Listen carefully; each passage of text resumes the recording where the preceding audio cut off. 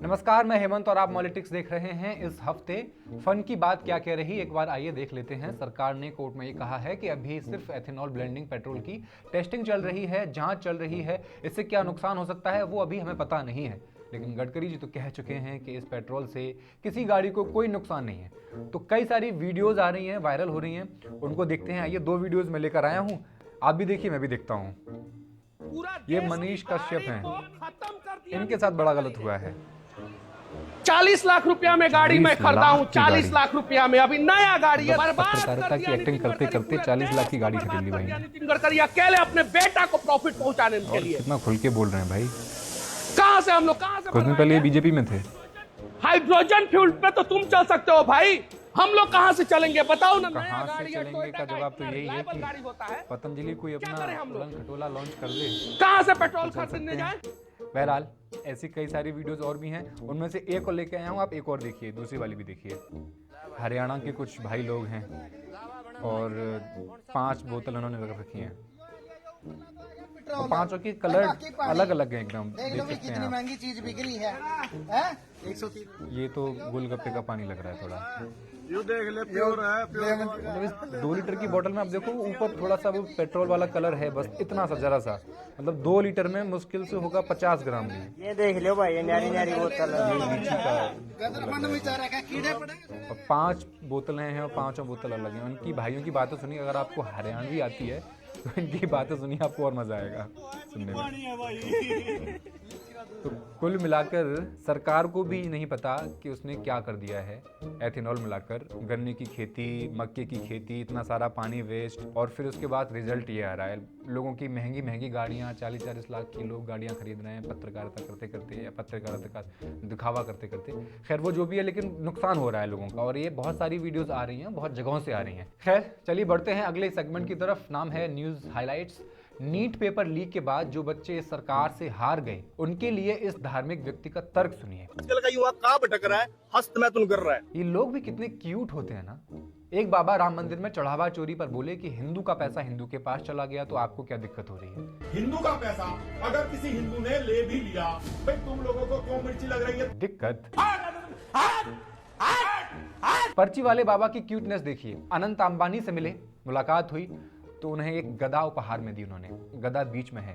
इस मुलाकात के बाद बाबा ने एक बड़ा दावा करते हुए बोला कि कैंसर ठीक करने के लिए गाय के मूत्र से उपचार किया जाना चाहिए। 50 ग्राम देसी गाय के गौमूत्र में 2 खड़ी हल्दी की गांठ पीस करके मिला करके रोगी को पिलाएं, लाभ 100% होगा। आशीर्वाद। कैंसर का कीड़ा तब से डिप्रेशन में है बेचारा। डिप्रेशन, मैं डिप्रेशन में रहता हूँ हमेशा। अब भी मैं डिप्रेशन में हूँ, माँ कसम।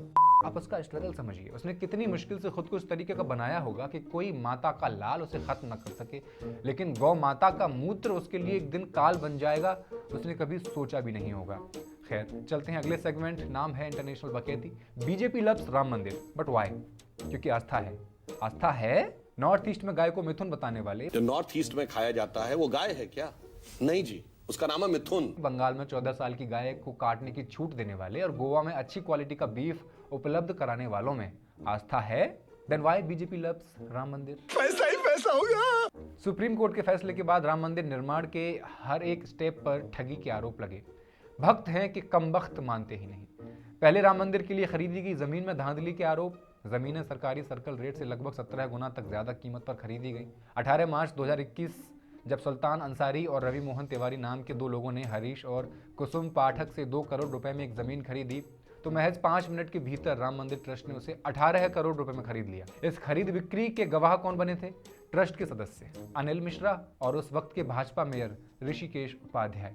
मई 2021 20 लाख की जमीन ट्रस्ट ने 2.5 करोड़ रुपए में खरीदी। 41,60,000 रुपए की बाजार कीमत वाली जमीन को सीधे 2 करोड़ रुपए में ट्रस्ट के खाते में खरीदने का आरोप है। नवंबर 2023 9 करोड़ रुपए की कीमत की एक जमीन को 55 करोड़ 45 लाख रुपए में खरीदा। जमीन की खरीद फरोख्त के बाद अब बारी थी मंदिर निर्माण की। ईंट, पत्थर, सीमेंट, स्टील, ये सब खरीदने की। यहां भी घपलेबाजी के आरोप लगाए मंदिर निर्माण से जुड़े एक शख्स, एक इंजीनियर दीनानाथ वर्मा ने। दीनानाथ वर्मा लंबे समय से राष्ट्रीय स्वयंसेवक संघ से जुड़े रहे। दीनानाथ का दावा है कि मंदिर निर्माण में असली लागत से कहीं ज्यादा बड़े बड़े बिल बनाकर पेश किए गए। सीमेंट लगा 200 बोरी, लिखा गया 300 बोरी। उन्होंने आरोप लगाया कि 40% कमीशन ट्रस्ट के senior member doctor Anil Mishra की जेब में जा रहा था। उधर दलितों की फील्डिंग भी यूपीएससी ने सेट कर रखी है।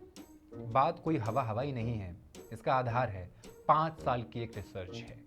एक बढ़िया पत्रकार ने रिसर्च की है। यूपीएससी में रिटन टेस्ट के बाद आखिरी फैसला होता है इंटरव्यू से। द वायर की रिपोर्ट है और रिसर्च को पता चला कि 2 उम्मीदवारों के रिटन टेस्ट के नंबर लगभग बराबर हों, तब भी दलित, आदिवासी और ओबीसी उम्मीदवारों को इंटरव्यू में औसतन कम नंबर दिए जाते हैं। शेड्यूल कास्ट उम्मीदवारों को जनरल कैटेगरी के मुकाबले औसतन करीब 20 नंबर कम, शेड्यूल ट्राइब उम्मीदवारों को करीब 21 नंबर कम। यूपीएससी में एक नंबर से रैंक बदल जाती है, आदमी अंदर बाहर हो जाता है। 20 नंबर कम में तो दलित छात्रों को घर का रास्ता दिखाई दिया जाता होगा। रिपोर्ट कहती है कि इंटरव्यू के बाद एससी उम्मीदवार की रैंक लगभग 70 पायदान नीचे खिसक जाती है और एसटी उम्मीदवार की करीब 73 पायदान। इनकी रैंक तो खिसकनी भी चाहिए, ये इंटरव्यू में नहा के नहीं जाते होंगे ना, वरना यूपीएससी तो इतना दयालु है कि फर्जी ईडब्ल्यूएस वालों को भी आईएएस बना देता है। और रिटन टेस्ट में सवर्णों के बराबर नंबर लाना असली टेस्ट थोड़ी ना है। टेस्ट तो ये है कि इंटरव्यू में सवर्ण पैनल से अच्छे नंबर लेना, यही तो आईएएस आईपीएस बनने की पात्रता है। वैसे भी दलित कलेक्टर बन जाए ये अच्छा नहीं लगता, जमता नहीं है। उसकी जगह जहां है वहां रहना चाहिए। मजा तो इसमें है कि कलेक्टर शर्मा जी, कलेक्टर मिश्रा जी हों।